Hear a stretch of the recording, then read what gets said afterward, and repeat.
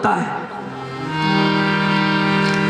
समझ गए कि नहीं? कीचड़ में करदम में भी कमल होता है, जल में कमल होता है, जलज है, लेकिन जल में भी रह करके उससे अलग रहता है, उससे इतनी दोस्ती चिपका नहीं है, आसक्ति नहीं है, जल से अनासक्ति है, केवल जल में रह करके उससे अनासक्त है। वैसे जीवात्मा के अंदर शरीर में भी परमात्मा रह करके, चूंकि शरीर में गंदगी क्या है, इसमें सतोगुण है, रजोगुण है, तमोगुण है, और परमात्मा है त्रिगुणातीत, वो त्रिगुणातीत है। सतोगुण रजोगुण तमोगुण वाली शरीर में रहता है, पांच भौतिकी शरीर में रहता है, परंतु शरीर में भी रह करके स्थूल सूक्ष्म कारण देहात परित्यक्ता शैवात्मा, ये स्थूल सूक्ष्म और कारण शरीर है, सतोगुणी रजोगुणी तमोगुणी शरीर है। और इस शरीर में भी रह करके जो इससे भिन्न परमात्मा रहता है, वो शुद्ध है, अमल है, चेतन है, सहज है, सुख राशि है।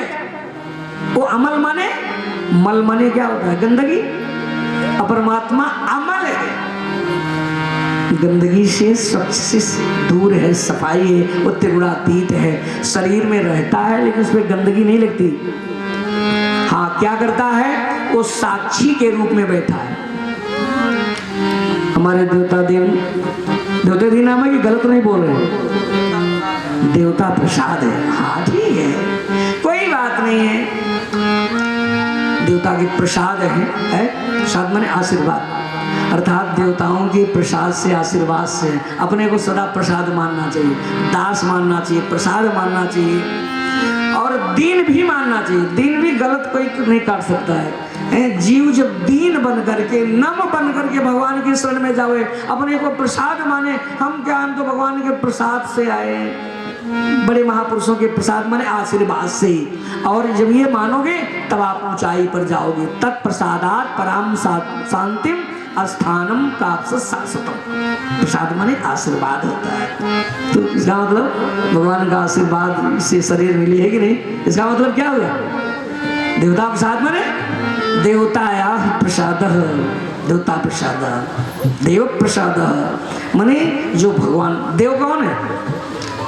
एको देवो देव के पुत्रा न वासुदेवात् परमस्त दैवतम। वासुदेव श्री कृष्ण से बढ़कर के कोई देव नहीं है।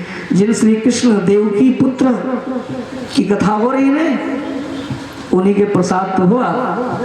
अभी अपने नाम की विशेषता नहीं जाने होगी। आपको और खुशी होना चाहिए कि मैं जिनके प्रसाद से सुंदर मुझे शरीर मिलती, आज उन्हीं के चरणों में मैं आज आकर के यह जीवन किताब हो गया। आज आपका जीवन सफल, आप इन्हीं के प्रसाद हो, हैं? देवता प्रसाद हो ना। वो देव कौन है? न वासुदेवात् परमस्तु दैवतम। जो वासुदेव श्री कृष्ण से बड़ा कोई देव नहीं है। उन्हीं के आप प्रसाद से, उन्हीं के आशीर्वाद से, उन्हीं की कृपा से ये परिवार आज प्रफुल्लित है, आगे बढ़ रहा है और आगे जाएगा भी। लेकिन अपने को प्रसाद मानना, हाँ, केवल नाम से नहीं, नाम के नहीं, हृदय से मानो कि मैं भगवान का प्रसाद, मेरा परिवार ही भगवान का प्रसाद है। भगवान के आशीर्वाद से, उन्हीं की कृपा दृष्टि से आज मैं देख रहा हूँ। नहीं तो आप सोचे थे आज जो दिन इस द्वार पर हो रहा है, आज जो आनंद यज्ञ हो रही है, ये साधारण बात नहीं। पहले लोग कहावत कहते थे, कोई कहा महाराज कहाँ थे, अरे बढ़िया, अरे भैया कौन तू यज्ञ फाने। हाँ, लोग इस बात को कह देते थे। लेकिन आज धरती धन्य है, आज इस द्वार पे यज्ञ होने जा रही। ये किसका प्रसाद है? भगवान श्री कृष्ण का प्रसाद है। सदा अपने को प्रसाद मानना। जब अपने को भगवान का प्रसाद मानेगा, सब कुछ भगवान का दिया प्रसाद मुझे मिला है, देव प्रसाद, देव प्रसाद। बहुत सुंदर नाम है, बहुत प्यारा नाम। आज भगवत प्रसाद से आज जो प्रसाद मिला था, आज सफल हुआ। आज इस द्वार पे यज्ञ हो रही।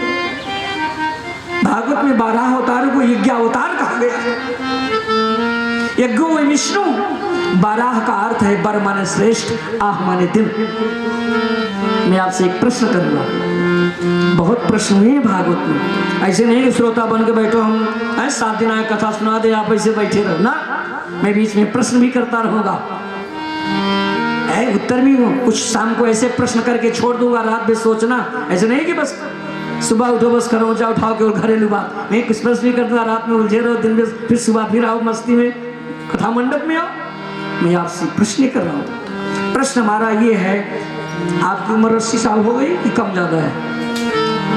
80 के हो गई नहीं?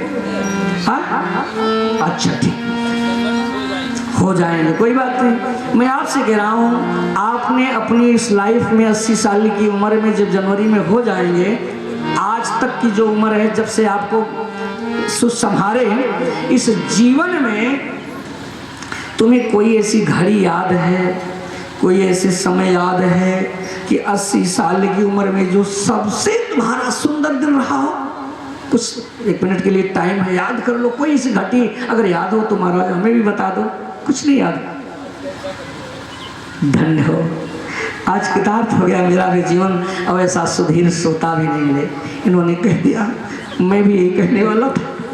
मैंने अपनी 80 घड़ी के अनुभव बता दिए कि जैसा सुख आनंद मुझे आज मिल रहा है ऐसा कभी भी नहीं मिला था। यही सच्चा सुख भी जो आनंद आज मिल रहा है, उन्होंने व्यक्त किया अपने हृदय कि मुझे ऐसा आनंद कभी नहीं मिला था। यही सच्चा आनंद है। और नोट कर लेना अपनी डायरी में, कभी आपके पुत्र पौत्र भी उस डायरी को पढ़ देंगे कि मेरे पिताजी की कृपा से जिस दिन इस द्वार पे यज्ञ हुई, यही सबसे सुंदर दिन था। आज से लेकर के पूर्णाहुति तक यही सबसे सुंदर दिन है। बर माने श्रेष्ठ, आह माने दिन,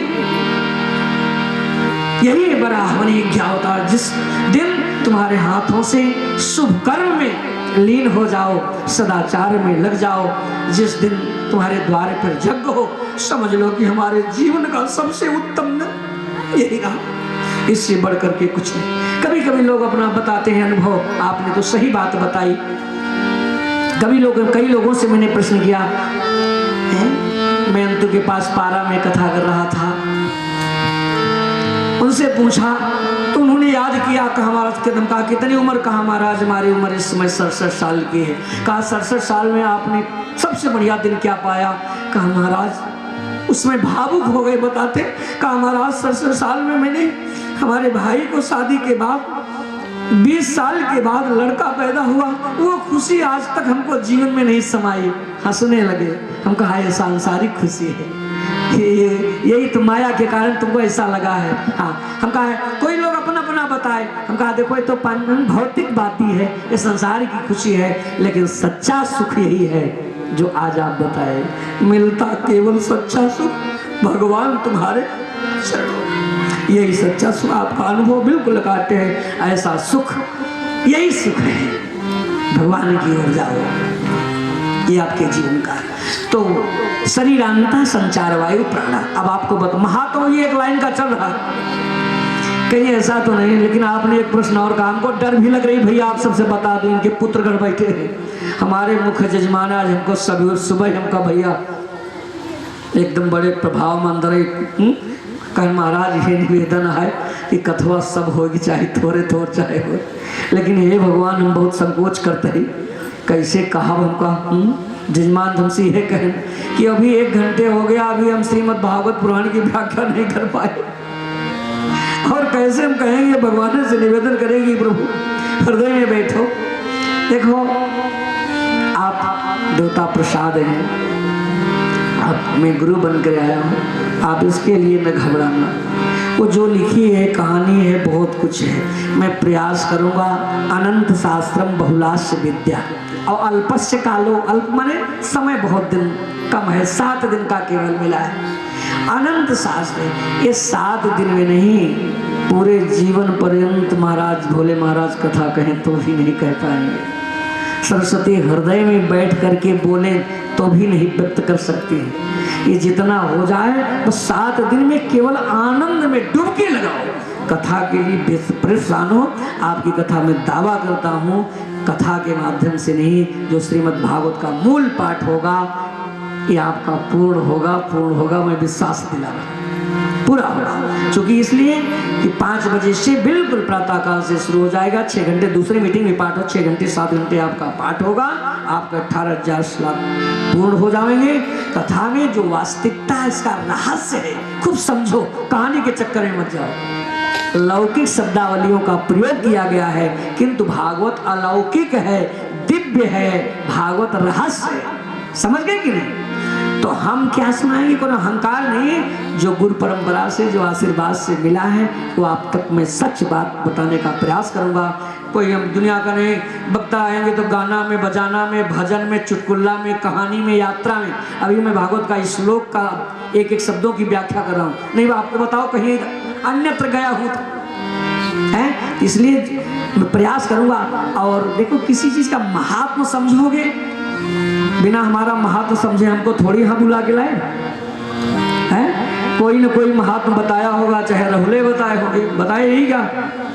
अच्छा हाँ, आज बता रहे थे कि सुबह हमको राहुल जी बताए कि वह कथा जब सुनना तो मामा जी हमारे गुरु सुनना और एक बार उनकर कथा सुन लिया, यो बताएं राहुल। तो कहा हम पहली बार भी पूरे गुरु माई के सुने। तो धीरे आप सुने, किसी ने हमारा महात्म बताया और जब सुन लिए तो आपको अनुराग हुआ, नहीं ठीक है महाराज, शायद हमारे यहाँ चल जाए। यही जान के लाए चल जाएंगे, पक्का मान लीजिए कि चल जाएंगे, पक्का। अच्छा, अच्छी बात है, आप संतुष्ट थे कि नहीं महाराज हमारे यहाँ चल जाएंगे, ये आप मान करके लाए, ठीक है, अच्छी बात है। तो महात्मा जाने तभी तो हमारे पास गए। तो आप भागवत का महात्मा नहीं समझोगे तो कथा में कैसे आएंगे? इसलिए महात्मा पर आज विशेष जोर दे रहे हैं, आगे तो कथा चल। अब देखो हमारी आदत है भैया, हम उसे कहानी दो श्लोक पढ़े, उसका रहस्य से बताते और पूरी कथा में जितना गुरु कृपा से मिला है। तो अब महात्मा इसलिए बता रहे हैं कि पुराण इस शरीर में है, तो वो रंग कैसा है कभी देखे? इतना तो बता दिए शरीर में है, कैसे है? कहा शरीरांतः संचार वायु प्राण। ये जो वायु चल रही है, अनुभव करो, कुछ सांस ले अनुभव होता है, नाक से निकलती है, मुंह से, पंच प्राण है, 5 जगह से वायु निकलती है, इसीलिए पंच प्राण कहे गए हैं। प्राण, अपान, व्यान, उदान, समान जो है 5 जगह से हैं। अपान वायु, व्यान वायु, वायु उदान वायु, समान वायु, ये 5 स्थान से वायु निकलती है। समीर जी, हाँ खूब तुम भी ध्यान से सुना करो सत्संग में, है जो जिंदगी में जो नहीं पढ़ोगे, 5 जगह से वायु शरीर से निकलती है, इसीलिए इसको पंच प्राण कहा जाता है। 5 प्राण हैं, क्योंकि इस प्राण के निकलने का, वायु का निकलने का 5 स्थान है शरीर में, है? कभी नाक से निकल गया, कभी कान से वायु निकल गई, कभी मुख से निकल गई, कभी ये माने 5 स्थान से वायु जाती है। तो ये पंच जीव प्राणे धातु है व्याकरण में हमारे, वही श्वास ही परमात्मा है, वही श्वास ही भगवान है। सांस शरीरांतः संचार वायु प्राण, क्योंकि जीव प्राण धारे, सब जीवात्मा के प्राण कौन है? भगवान। अब आपसे प्रश्न कर रहा हूं कि प्राण क्या है? बोले हमारा बेटा हमको कैसे लगता है? प्राण जैसे, प्राण जैसे, इसका मतलब जिससे उपमा दी जाए वो श्रेष्ठ तो है ही है। नहीं, आपकी वाणी तो सही निकल रही है कि प्राण जैसे हमारा बेटा है, लेकिन प्राण है कौन? भगवान हो, सीधी बात है, लेकिन हम समझ नहीं पाए। आप लोग ध्यान से, इसीलिए महात्मा बता रहे हैं कि प्राण है आपके भगवान। अगर वो प्राण न होता तो आप यहाँ बैठ के कथा सुन सकते थे? नहीं सुन सकते थे। इसका मतलब भगवान की मेरे ऊपर कृपा है कथा सुनाने में कि नहीं? हमको सुनाने में, आपको सुनने में किसकी कृपा है? प्राणनाथ की, मेरे प्राण की। मेरे प्राण कौन है? भगवान श्री कृष्ण है, अर्थात वही श्वास ही प्राण है, श्वास ही श्री कृष्ण है। जिस दिन अंतिम श्वास हो जाएगी फिर आवाज नहीं निकल सकती, क्या आपको सुना सकते हैं? समझ गए? अर्थात श्री कृष्ण के नाते आप यहाँ आए हो। अगर सांस न होती तो यहाँ तक आ सकते थे? श्री कृष्ण के नाते जाओगे, श्री कृष्ण के नाते रोते हैं, और श्री कृष्ण के नाते रोना हंसना बताऊं कैसे हंसते हैं महाराज? बताऊं? जैसे आपके घर में किसी, मान लीजिए आपकी बहू को 20 साल से कोई लड़का नहीं पैदा हुआ और भागवत के बाद तत्काल वो फल मिल जाए, है? कि आपको नाती हो जाए, तो तुरंत इतनी खुशी में पूछा, महाराज हेलो आप भागवत सुनाए, हमारे यहाँ अमुक काम हुआ, खुशी हंसोगे कि नहीं? लेकिन आपको माया के कारण लगा क्या कि हमको नाती पैदा हुआ। माया माने माँ माने नहीं, या माने अस्त, जो नहीं है उसी को हम माया के कारण सत्य मान दें। आपको ऐसा लगा कि संसार में हमें कौन मिला, हमको नाती मिला। नाती नहीं मिले, आए भगवान श्री कृष्ण, भगवान नारायण आए, हंसी आ गई, खुशी हुई। और जिस दिन श्री कृष्ण चले गए, पता चला जैसे हम बता रहे हैं, हमारी माता जी मर गई, हमारे पिताजी मर गए, हमारा भाई चला, न भाई जाती है न माता जी जाते, कौन है? श्री कृष्ण। वही सांस श्री कृष्ण है। श्री कृष्ण चले गए तो रोना शुरू हो गया, श्री कृष्ण आ गए तो हंसना शुरू। रोना हंसना आना जाना कहना सुनना सब भगवान के नाते है कि नहीं? सब भगवान के नाते। अगर आज भगवान श्री कृष्ण होते तो कुछ न होता। अब तो क्यों नहीं, यही है महात्मा। आप समझ लो, यही है श्री कृष्ण का ऐश्वर्य, यही है श्री कृष्ण का महात्मा। 6 अध्याय में महात्मा है। अब इससे बड़ा महात्मा और बताऊं? अब तो समझ में आ गए कि नहीं? अब इससे बड़ा और महात्मा नहीं कि जो कुछ हो रहा है सब श्री कृष्ण के ही नाते हो रहा है। आए हो तो श्री कृष्ण के नाते, चूंकि वही सांस। अगर आप महान भी बने हो संसार में तो श्री कृष्ण के नाते। एक बात बताओ, चाहे दुनिया का जितना बड़ा हो, जिसके पीछे आगे साइडों लगे रहते हैं, सारी दुनिया पीछे लगी रहती है, जिस दिन वही सांस निकल जाएगी, उसी शरीर से जो मोहब्बत करते हो, ये हुआ कि कितनी जल्दी बस बांस काटो, इनको ले जाकर के जला देते, तब मोहब्बत कहाँ हो जाती है? इसका मतलब है बाबू से नहीं प्रेम था, मोहब्बत श्री कृष्ण से। श्री कृष्ण के जाते ही बाबू से प्यार खत्म हो गया। अगर प्यार भी किसी से है समीर जी, तो भगवान के नाते। अगर वही सांस न होती तो हमारी निगाह उधर न जाती, दृष्टि जाती। तो ये क्यों नहीं समझते, भगवान से क्यों नहीं प्यार करते? पगले है, कितना समझाए दूंगे तुमको, है भगवान से क्यों नहीं प्यार करते? सारी हमारी दृष्टि चारों तरफ उधर जाती, कितना समझाओ? भगवान से प्यार करो, सब भगवान के नाते है। बाकी तो दुनिया का नाता रिश्ता सब स्वार्थ का है, झूठा है। यही है श्री कृष्ण का महात्मा, एक लाइन का ऊपर वाला। अब आइए आगे चलते हैं, प्रवेश करते हैं। हाँ, एक बात और बता दूं। अच्छा, इतनी बेर तो हम बात बताए, लेकिन पहले हमारे 12 महाभागवत हैं, उनका नाम ले लें, जो अच्छी तरह से महात्मा जानते हैं। हम तो थोड़ा बहुत जो जानते हैं बता दिए। आप महात्मा जानते हैं तो भगवान को काहे बुलाते? आप भी जानते हो, ऐसा नहीं कि बोले महाराज है, आप लोग भी जानते हो। जानते हैं भगवान का महात्मा के नाते तो आए हो यहाँ पर। लेकिन कुछ 12 ऐसे महापुरुष हैं जो भगवान के महात्मा को, भागवत के महात्मा को अच्छी तरह जानते हैं। आज महात्मा की बात करें, जरा उनका भी नाम सुन लो। वो अच्छी तरह से कौन है जो जानते हैं?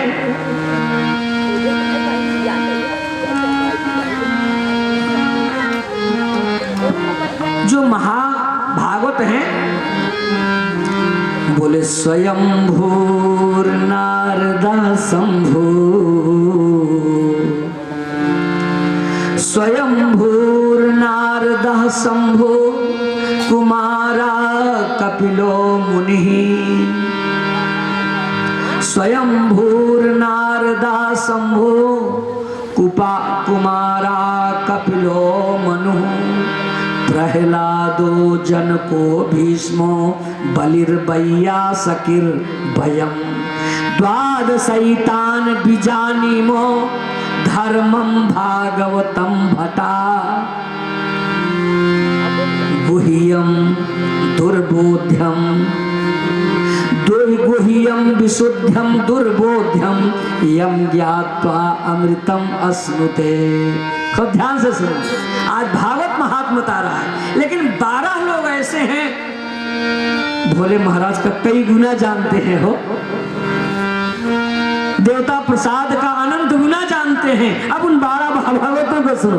हम तो जो जाने, अब हम क्या बताएं, हम तो थोड़ा बहुत बताए, लेकिन जो अच्छी तरह से 12 महापुरुष हैं श्रीमद् भागवत का जो महात्मा जानते हैं उनकी चर्चा से। वो 12 कौन है? सबसे पहले स्वयंभूर माने ब्रह्मा जी, नारदः, नोट करते चलो, स्वयंभूर नारदः, शंभु माने शंकर जी, स्वयंभू माने ब्रह्मा, नारद और शंभु माने शंकर।